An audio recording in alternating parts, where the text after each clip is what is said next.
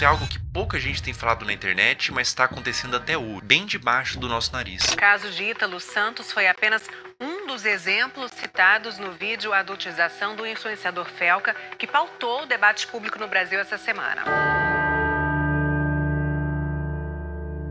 Você provavelmente já assistiu o vídeo do Felca, afinal, com mais de 40 milhões de visualizações, isso significa que pelo menos um a cada 4 brasileiros assistiram um vídeo dele. Acontece que a adultização infantil já tinha sido normalizada no Brasil há vários anos sem que a gente percebesse. Não é de hoje que as crianças estão se vestindo como adultos, dançando como adultos e até agindo como adultos. A nossa música, a nossa novela, a nossa cultura de modo geral erotiza as crianças de forma extremamente precoce.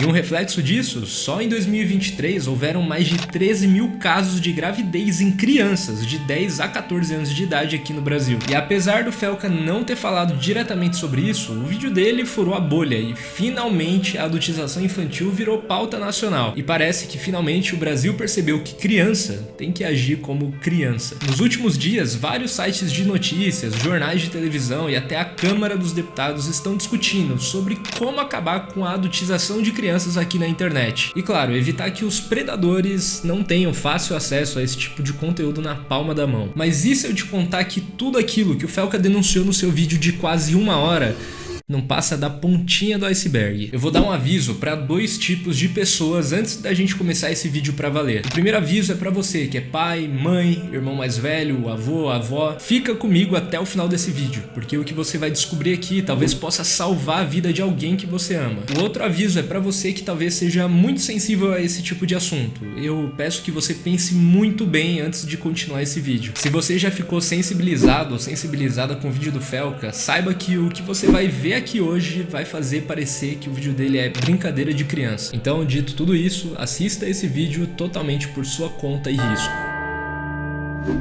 A nossa história começa em março de 1998. Um garoto português de apenas 11 anos chamado Rui Pedro desaparece horas depois de falar para sua mãe que daria uma volta de bicicleta. Várias horas se passaram e o garoto não voltou para casa no horário combinado. No final do dia, a família percebeu que alguma coisa estava errada e decidiu procurar a polícia para começar as buscas pelo garoto na cidade. A polícia, assim que foi notificada, começou as buscas pelo garoto, mas passados horas, dias e semanas não aparecia sequer uma pista de para onde o Rui Pedro poderia ter ido. Algumas pessoas da cidade alegaram para a polícia que viram Rui Pedro sendo levado por um homem adulto em um carro preto, mas infelizmente, devido à falta de prova e materialidade sobre esse fato, a polícia não teve muito o que fazer e esses depoimentos não ajudaram em nada as investigações. E com a falta de avanço nas investigações, a polícia portuguesa foi desacelerando a procura pelo Rui Pedro, até que praticamente as autoridades desistiram de procurar o garoto. No final das contas, a história do Rui Pedro ficou esquecida pela polícia e o caso ficou conhecido como o garoto que saiu para andar de bicicleta e misteriosamente nunca mais voltou para casa. Nenhuma pista, nenhuma prova, nenhum suspeito, nada que indicasse para onde o garoto poderia ter ido.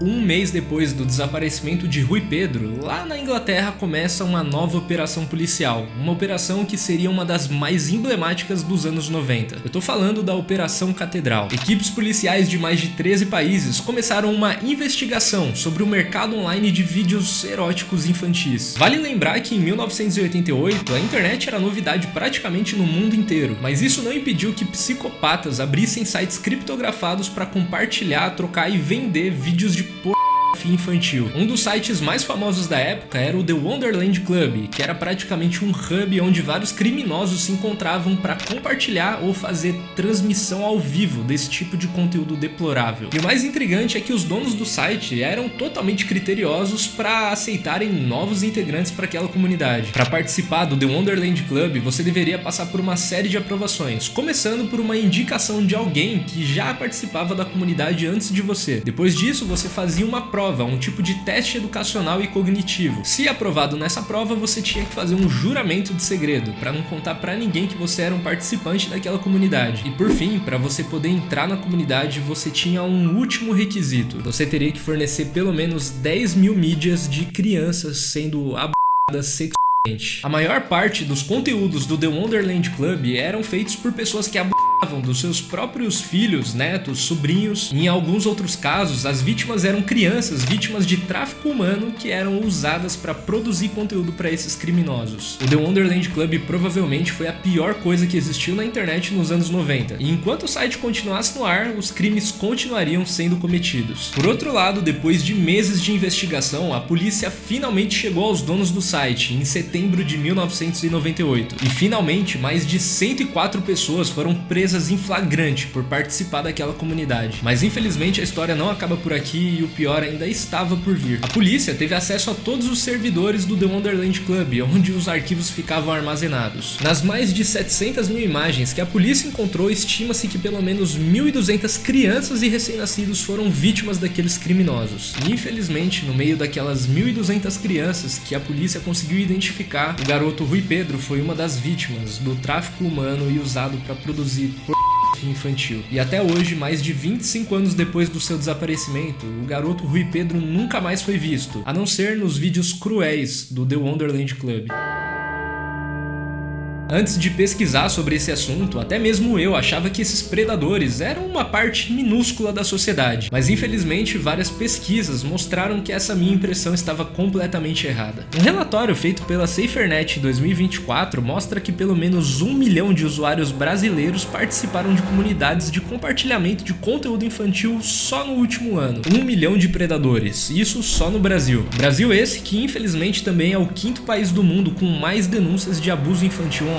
Quando o Ítalo Santos expõe na internet uma garota com roupas sugestivas e fazendo danças sensuais desde muito jovem, o que ele de forma indireta acaba fazendo é colaborar com esse mercado. Mas como dá muito engajamento, muita visualização e provavelmente muito dinheiro, dane-se se expor uma garota na internet vai atrair um monte de criminoso pra perto dela. Afinal, o importante mesmo é viralizar. E no final das contas, essa nossa cultura de fazer as crianças viverem igual adulto, como se não tivesse nada de errado nisso, acaba deixando os predadores cada vez mais à vontade na sociedade, sem medo de exporem as suas fantasias criminosas. Para esse tipo de psicopata, quanto mais a sociedade normalizar crianças totalmente adultizadas, melhor. Até porque se a nossa novela do horário nobre transmite sexo praticamente explícito, se a nossa lei permite que crianças de 10 anos de idade tomem inibidores de puberdade, e se a letra da música mais famosa do momento fala praticamente de um sexo não consensual, com tudo isso, por que um criminoso se sentiria acuado? Afinal, parece que nem mesmo a sociedade se importa em proteger as crianças. O mercado da exploração infantil não para de crescer e movimenta bilhões todos os anos. A estimativa da Interpol e do FBI fala de 20 bilhões de dólares que são movimentados todos os anos. O The Wonderland Club foi permanentemente fechado pela polícia há mais de 30 anos, mas de lá pra cá esse tipo de site nunca deixou de existir. Pelo contrário, à medida que a sociedade normaliza cada vez mais crianças inseridas em uma cultura sexualizada que só deveria pertencer para adultos, esse tipo de site nunca parou de se multiplicar. O predador muitas vezes não tem coragem de realizar o ato que ele fica fantasiando na cabeça, e por isso ele paga muito bem para assistir alguém fazendo. É óbvio, eu não tô falando que o Ítalo é diretamente culpado por todos esses crimes e esse mercado que existe na internet, mas você entende que o trabalho dele pode ajudar a normalizar a imagem de menores de idade totalmente sexualizadas?